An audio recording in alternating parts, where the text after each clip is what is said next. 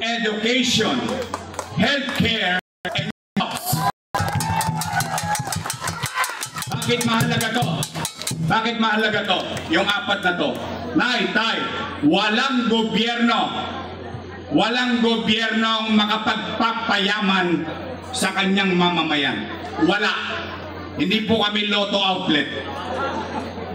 Kahit anong uri ng gobyerno, monarkiya, republikano, demokratiko, and so on and so forth, hindi kayang payamanin ng tao. Pero ang gobyerno, kahit anong uri ng gobyerno, kayang pataasin ang antas ng pamumuhay ng kanyang mamamayan.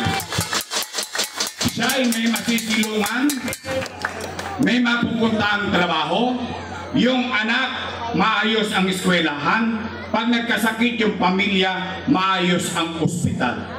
Sinong gumawa niyan? Yung idol ko.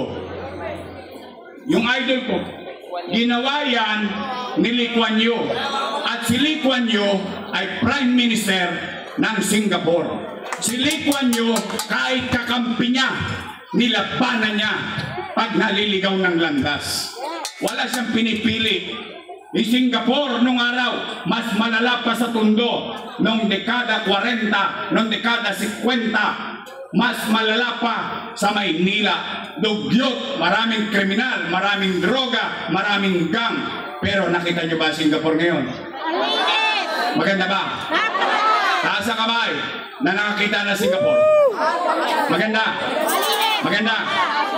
Sino ang gusto pumunta sa Singapore? Taas ang kamay. Umpisahan nyo na, malayo-layo yun.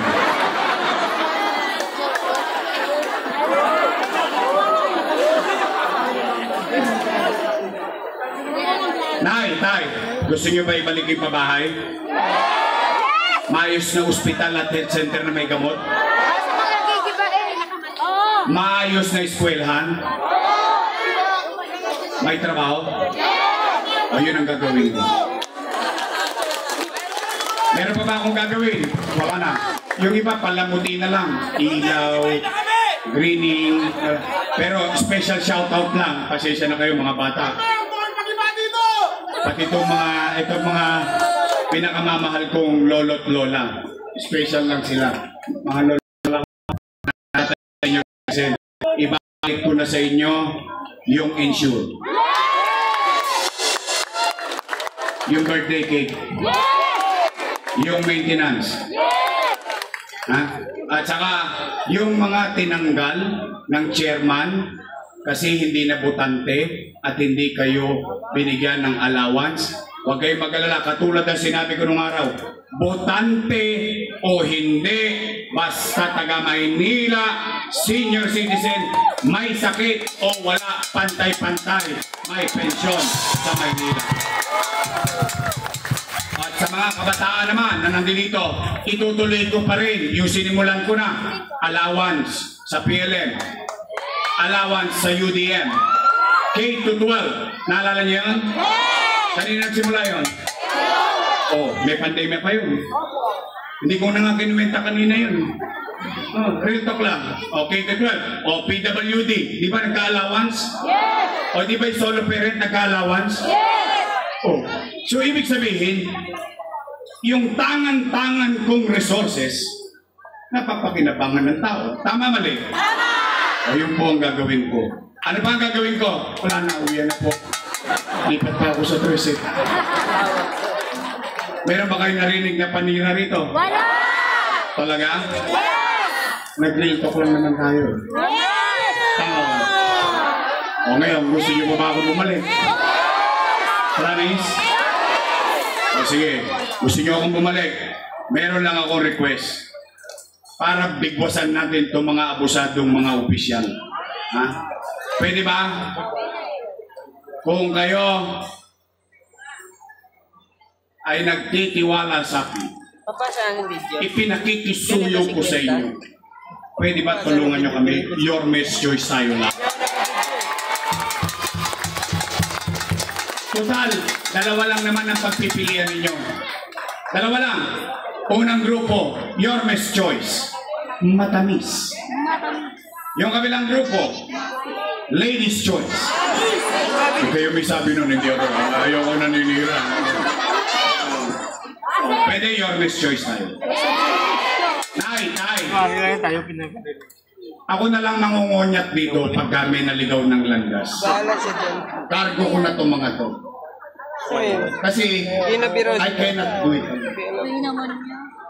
Kaya pwede, straight tayo, your best choice.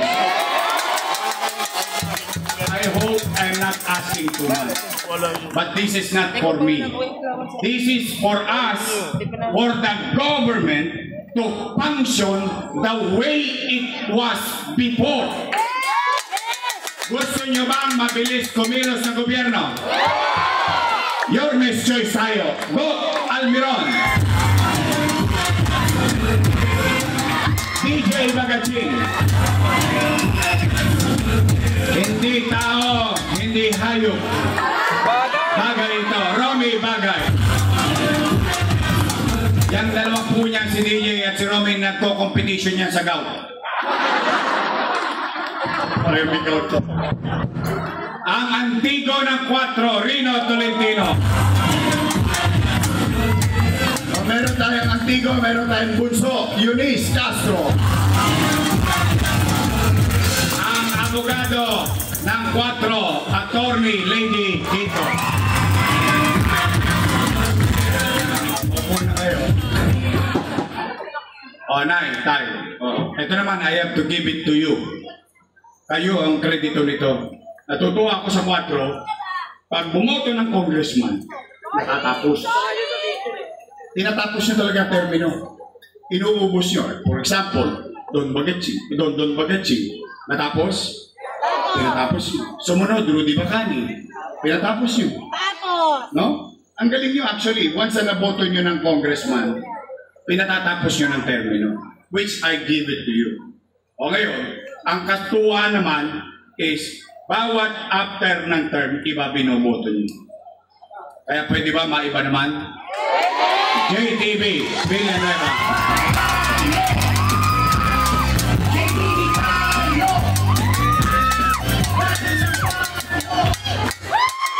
At yung Vice Mayor ko, uy, gusto ko yung t-shirt mo. God bless. Naku, baka masampal ka rin.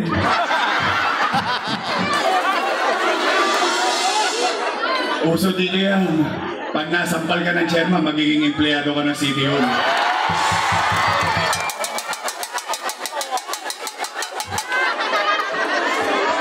Papasampal ko. Yung Vice Mayor ko, may asim pa. Mukha lang siyang 19. Naintindihan niyo? Nakakaresta po yan. Siya po ay graduate ng Lasal. Wow! Dahil ko siya. Ako, graduate ng Ateneo. Parang ayaw niyo maniwala. You know, my English is good. But I need cash. Siya po ay graduate ng political science, so she knows how the government functions.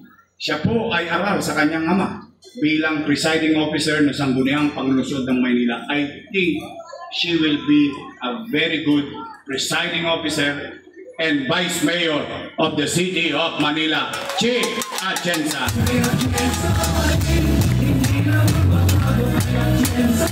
Pasensya na kayo, pinauna ko na po doon dahil papunta pa ako sa 3. But, Nay, Tay, gusto niyo ba talaga akong bumalik? Then, help me. Help me govern properly because katulad ng paulit-ulit ko sinasabi, I cannot do it alone. I need them. I need you. We have to come together because together we can make Manila great again. Magandang gabi. Maraming salamat. Pagpalain nawa kayo ng buong Paytapan. Sabay-sabay. Manila!